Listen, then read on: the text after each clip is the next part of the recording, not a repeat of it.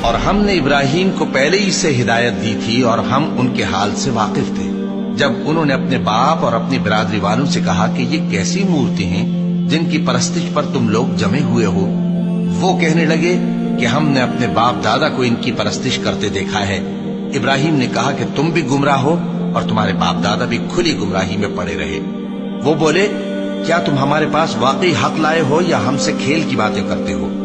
ابراہیم نے کہا، نہیں، بلکہ تمہارا پروردگار آسمانوں اور زمین کا پروردگار ہے جس نے ان کو پیدا کیا ہے، اور میں اس بات کا گواہ اور اسی کا قائل ہوں۔ اور اللہ کی قسم، جب تم پیٹ پھیر کر چلے جاؤ گے تو میں تمہارے بتوں سے ایک چال چلوں گا۔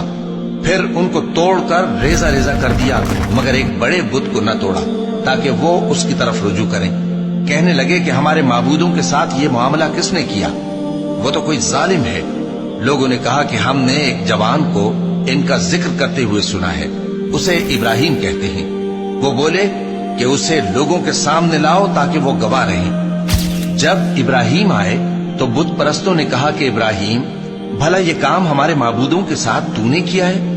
ابراہیم نے کہا، بلکہ یہ ان بڑے بت نے کیا ہوگا، اگر یہ بولتے ہوں تو ان سے پوچھ لو۔ انہوں نے اپنے دل میں غور کیا تو آپس میں کہنے لگے، بے شک تم ہی بے انصاف ہو۔ پھر شرمندہ ہو کر سر نیچا کر لیا۔ اس پر بھی ابراہیم سے کہنے لگے کہ تم جانتے ہو یہ بولتے نہیں۔ ابراہیم نے کہا، پھر تم اللہ کو چھوڑ کر کیوں ایسی چیزوں کو پوجتے ہو جو نہ تمہیں کچھ فائدہ دے سکیں اور نہ نقصان پہنچا سکیں؟ تف ہے تم پر اور جن کو تم اللہ کے سوا پوجتے ہو ان پر، کیا تم عقل نہیں رکھتے؟